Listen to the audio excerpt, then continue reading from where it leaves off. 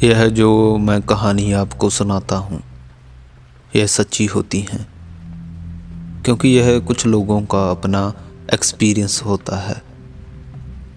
अगर आपने भी कुछ ऐसा एक्सपीरियंस किया है या आपके साथ ऐसी कोई पैरानॉर्मल घटना घटित हुई है तो आप अगर चाहें तो हमें जीमेल पर भेज सकते हैं। मैं उसे नरेट कर दूंगा, लिंक डिस्क्रिप्शन में है। तो चलिए कहानी शुरू करते हैं। पिछले साल की बात है। मैं एक दिन और रात के लिए अपने घर में अकेला था। हमारे शहर में एक बड़ा तूफान आया था जिससे सबको लगभग 24 घंटों तक घर के अंदर ही रहना पड़ा। सड़कों और घरों में पानी भर गया था और खबरों में बताया जा रहा था कि तेज़ हवाओं से खिड़कियां टूट रही हैं और घरों की छतें उड़ रही हैं। मैं अकेला था और अपने फ़ोन पर खबरें देख रहा था। बाहर बहुत तेज़ बारिश और तूफ़ान हो रहा था। शाम के 5 या 6 बजे बिजली झपकने लगी। कभी कुछ सेकंड के लिए चली जाती, फिर वापस आ जाती। लेकिन 1 घंटे बाद बिजली पूरी तरह चली गई। मैंने कुछ देर इंतज़ार किया, यह सोचकर कि शायद बिजली वापस आ जाएगी। लेकिन थोड़ी देर बाद समझ गया कि अब यह तूफ़ान ख़त्म होने के बाद ही आएगी। मैं सोफे पर बैठा रहा और फ़ोन पर खबरें पढ़ता रहा। तभी अचानक दरवाजे पर ज़ोर से दस्तक हुई। इतनी तेज़ आंधी तूफ़ान में कोई बाहर कैसे हो सकता है, यह सोचकर मैं डर गया। पहले तो मैं वहीं बैठा रहा, यह सोचकर कि दरवाज़ा खोलूं या नहीं। फिर लगा कि शायद कोई पड़ोसी मदद मांगने आया हो या पूछना चाहता हो कि मेरे घर में भी बिजली गई है या नहीं। मैं धीरे से दरवाजे के पास गया और आंखों के सामने लगे छोटे से छेद पीप होल से बाहर झांका, लेकिन वहाँ कोई नहीं था। शायद मैंने देर कर दी थी देखने में, लेकिन पता नहीं क्यों मुझे बहुत अजीब सा महसूस हुआ। मैं वापस लिविंग रूम में आ गया और एक खिड़की खोली ताकि थोड़ा बाहरी उजाला अंदर आ सके। मेरे पास फ़ोन चार्जर करने का कोई तरीका नहीं था। इन्वर्टर भी लो हो चुका था और बिजली भी चली गई थी और ना ही मेरे पास टॉर्च थी। तो मैं बस चुपचाप खिड़की से बाहर देखता रहा। तभी अचानक मुझे लगा कि मैंने बाहर किसी की आवाज़ सुनी है। मैं तुरंत पीछे मुड़ा, यह देखने के लिए कि आवाज़ कहाँ से आई, लेकिन अब कुछ भी सुनाई नहीं दे रहा था। मैंने कुछ देर इंतज़ार किया और सोचा कि शायद यह बस तेज़ हवा की आवाज़ थी। लेकिन जैसे ही मैं फिर से बैठा, फिर से वही हल्की सी आवाज़ सुनाई दी, जैसे कोई किसी से बात कर रहा हो। अब मेरा डर बढ़ने लगा। मैं धीरे से एक दूसरी खिड़की के पास गया और बाहर झांक कर देखने लगा। बहुत अंधेरा और बारिश थी, इसलिए कुछ साफ नज़र नहीं आ रहा था। फिर अचानक एक बिजली चमकी और 1 सेकंड के लिए पूरा इलाका रोशन हो गया। उसी पल, बस उसी पल मैंने देखा कि मेरे घर के पास कोई खड़ा था। वो कौन था, क्या कर रहा था, मुझे कुछ समझ नहीं आया। लेकिन मेरा दिल बहुत तेज़ धड़कने लगा। मैं नहीं जानता था कि वो आदमी वहाँ आखिर क्या कर रहा था। मैंने उसे बस एक पल के लिए देखा था और अब फिर से अंधेरा हो गया, जिससे मैं कुछ नहीं देख पा रहा था। डर बढ़ता जा रहा था, इसलिए मैंने जल्दी से खिड़कियां बंद कर दी और ऊपर अपने बेडरूम में चला गया। लेकिन फिर भी मेरे दिमाग में वही दस्तक और वो आदमी घूम रहा था जो इतनी भयंकर बारिश में बाहर खड़ा था। मैं सोच रहा था कि वो कौन था और किससे बात कर रहा था। कई घंटे बीत गए और कुछ और नहीं हुआ, बस तूफान की तेज़ आवाज़ आती रही। मैं अपने कमरे में चुपचाप बैठा था, लेकिन जैसे ही मैं इस सब को भूलने लगा, अचानक नीचे से एक हल्की आवाज़ आई। यह दरवाज़ा खुलने की आवाज़ थी। डर से मेरा चेहरा सफ़ेद पड़ गया। मैं ध्यान से सुनने की कोशिश कर रहा था, लेकिन ऐसा लग रहा था जैसे तूफान और तेज़ हो गया हो। मैं किसी भी कदमों की आहट नहीं सुन सकता था। मुझे बस चुपचाप बैठकर इंतज़ार करना था, डर के मारे छोटे से हल्की रोशनी वाले कमरे में। 1 मिनट बीता, फिर दूसरा। आखिरकार मैंने हिम्मत जुटाई और 911 को कॉल किया। मुझे पता था कि पुलिस को आने में बहुत देर लगेगी। दरवाज़ा खुलने की आवाज़ से लेकर पुलिस के आने तक 30 मिनट से भी ज़्यादा हो गए थे, लेकिन इस दौरान कोई और आवाज़ नहीं आई और ना ही कोई ऊपर मेरे कमरे तक आया। जब पुलिस पहुंची तो उन्होंने देखा कि दरवाज़ा खुला हुआ था और घर के अंदर गीले जूतों के निशान थे, लेकिन किसी ने कुछ नहीं चुराया था और ना ही कोई हिंसा के निशान थे। ऐसा लग रहा था जैसे कोई अंदर आया, चारों ओर देखा और फिर चला गया। आज तक मुझे नहीं पता कि उस रात आखिर क्या हुआ था। तो चलिए बढ़ते हैं हम अपनी अगली कहानी की तरफ। ये घटना करीब 5 साल पुरानी है। उस वक्त मैं एक छोटे से बेडरूम वाले अपार्टमेंट में रहता था। उसी दौरान मेरे माता पिता ने शहर से 1 घंटे दूर एक नया घर खरीदा था। वो घर बहुत बड़ा था, खुला खुला और चारों तरफ ज़मीन। लेकिन उनके बिज़ी शेड्यूल और लंबी दूरी की वजह से उन्हें अपने सामान को पहले ही भिजवाना पड़ा। मूवर्स ने सारा सामान 1 हफ्ते पहले घर पहुंचा दिया था। उनकी मदद करने के लिए मैंने घर पर रहने का फ़ैसला किया ताकि सब कुछ सही तरीके से हो सके।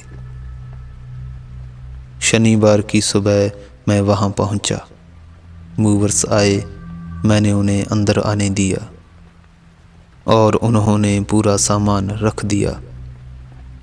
सूरज ढलते ढलते उनका काम पूरा हो गया। सारा सामान कोने में रखा हुआ था। बस एक सोफ़ा सही से सेट किया गया था जिस पर मैं बैठ सकता था। लेकिन जब मैंने सामान से भरा घर देखा तो एहसास हुआ कि ये घर कितना बड़ा है।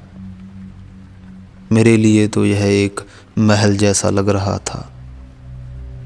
बड़े बड़े कमरे, चौड़े हॉल और लंबी लंबी खाली गलियां। घर में अभी कुछ भी सही से सेट नहीं हुआ था।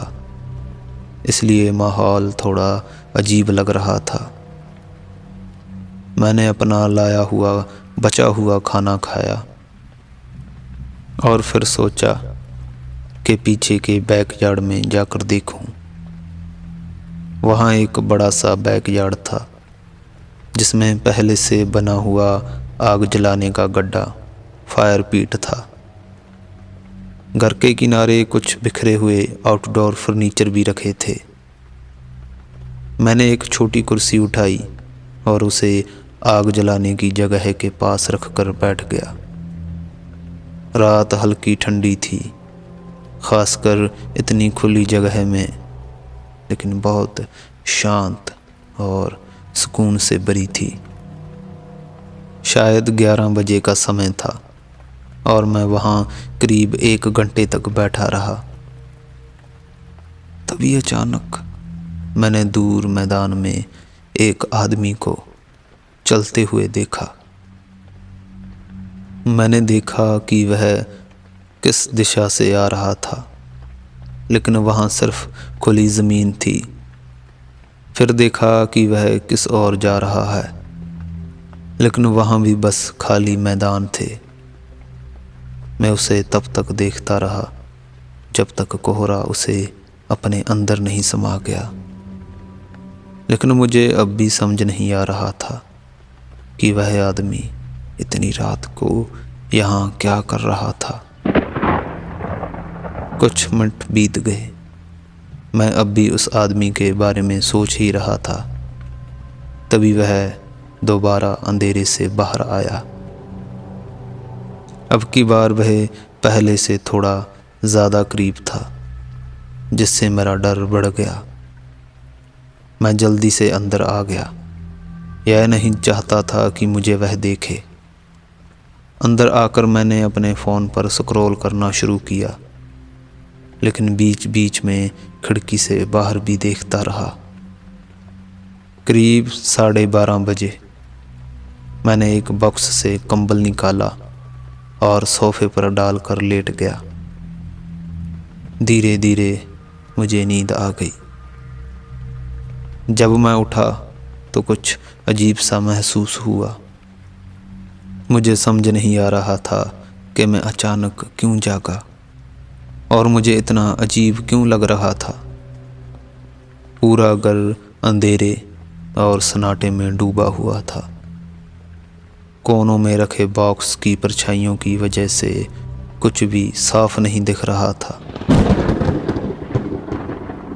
तभी अचानक एक तेज चमकदार रोशनी कमरे के अंदर आई। मैंने आंखें छोटी कर ली क्योंकि रोशनी बहुत ही तेज थी। वह इधर उधर हिल रही थी, फिर अचानक बाहर चली गई। मैंने फिर से आंखें खोली और खिड़की की ओर देखा तो देखा कि वही रोशनी अब बाहर से आ रही थी। फिर अचानक वह रोशनी फिर से खिड़की से होते हुए सीधा मेरी आंखों पर पड़ने लगी। जब तक मेरी आंखें रोशनी के हिसाब से एडजस्ट हुई, तब तक वह गायब हो चुकी थी। मैंने जल्दी से अपना फ़ोन उठाया और खिड़की की तरफ गया, यह देखने कि बाहर कौन था, लेकिन तब तक वो वहाँ से जा चुका था। उसने अपनी टॉर्च बंद कर दी थी और कोहरे में गायब हो गया था। मुझे नहीं पता था कि वह कौन था या क्या चाहता था, लेकिन शायद उसने मूवर्स को देखा होगा और सोचा होगा कि यह घर खाली है। शायद वह चोरी करने आया था। लेकिन जो भी था, मैं खुद को खुशकिस्मत मानता हूँ कि मैं उस रोशनी की वजह से जाग गया। अगर मैं नहीं जागता तो शायद मुझे उसके इरादों का पता मुश्किल तरीके से लगता। तो चलिए बढ़ते हैं हम अपनी आखिरी कहानी की तरफ। यह एक आम शुक्रवार की रात थी। मैं काम पर अपनी शिफ्ट पूरी करके घर लौटा। जल्दी से माइक्रोवेव में खाना गर्म किया, फिर अपने दोस्तों के साथ ऑनलाइन गेम खेलने बैठ गया। मेरे पास एक एनर्जी ड्रिंक और कुछ स्नैक्स थे। मैं देर रात तक गेम खेलने के लिए तैयार था। हम काफ़ी देर तक गेम खेलते रहे। मुझे टाइम देखने का ध्यान भी नहीं रहा। तभी अचानक दरवाजे पर दस्तक हुई। मैंने पहले अपने दोस्तों से कहा कि रुकें, फिर अपना हेडसेट उतार कर खड़ा हो गया।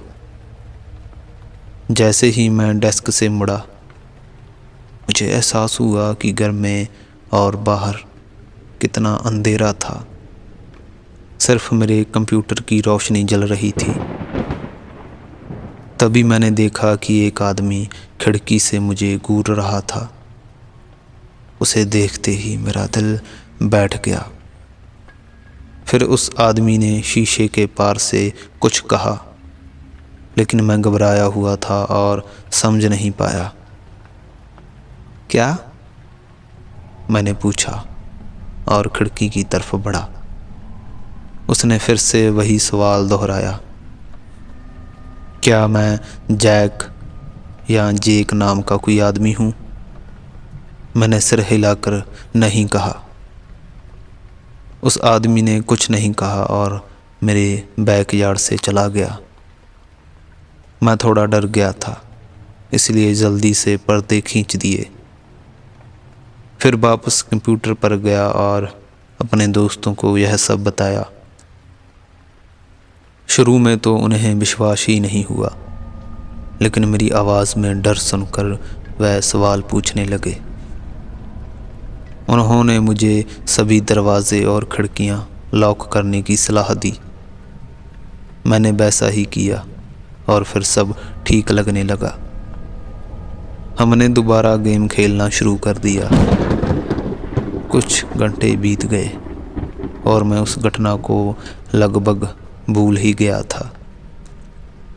लेकिन तभी अचानक दरवाजे पर ज़ोर से दस्तक हुई। इस बार यह साफ था कि कोई मेन डोर पर था। मैंने अपने दोस्तों को धीरे से बताया। उन्होंने कहा कि मैं देखूं कौन है और पुलिस को बुला लूं। मैं चुपचाप दरवाजे की ओर गया और बाहर देखा। वह आदमी फिर से खड़ा था, मेरा इंतज़ार कर रहा था। मैंने देखा कि वह बार बार अपनी दाईं ओर देख रहा था, जैसे किसी और को देख रहा हो।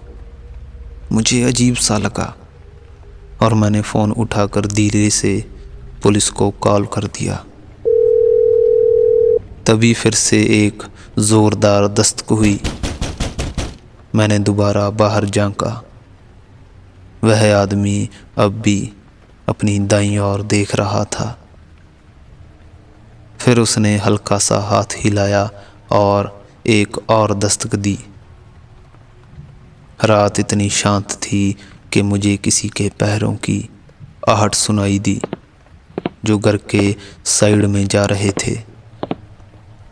मैंने खिड़की की तरफ देखा और देखा कि खिड़की का शीशा हल्का सा ऊपर उठा, लेकिन लॉक की वजह से खुल नहीं पाया। उन्होंने दोबारा कोशिश की, लेकिन खिड़की नहीं खुली। फिर करीब 1 मिनट तक कोई आवाज़ नहीं आई। मैं बस खड़ा होकर सुनता रहा और ऑपरेटर मुझे पुलिस के आने की जानकारी देता रहा। तभी अचानक खिड़की के पास कोई भारी चीज़ दीवार में घुसाने की आवाज़ आई। पूरा फ्रेम हिलने लगा, जिससे मैं डर कर पीछे हट गया। फिर अचानक किसी के तेजी से भागने की आवाज़ आई, दरवाजे से खिड़की की ओर, और फिर दोनों आदमी दौड़कर भाग गए। कुछ ही सेकंड बाद पुलिस की लाल और नीली लाइट खिड़की से चमकने लगी। इसके बाद कुछ ज़्यादा नहीं हुआ। पुलिस को ज़्यादा जानकारी नहीं मिल पाई। मैंने उस आदमी का हुलिया बताया, लेकिन वह काफ़ी नहीं था। और अब 1 साल बीत चुका है और वे लोग फिर कभी लौट कर नहीं आए। सो दोस्तों, कैसी लगी आपको यह 3 कहानियाँ? कमेंट करके ज़रूर बताना और चैनल को भी ज़रूर सब्सक्राइब कर लेना। धन्यवाद।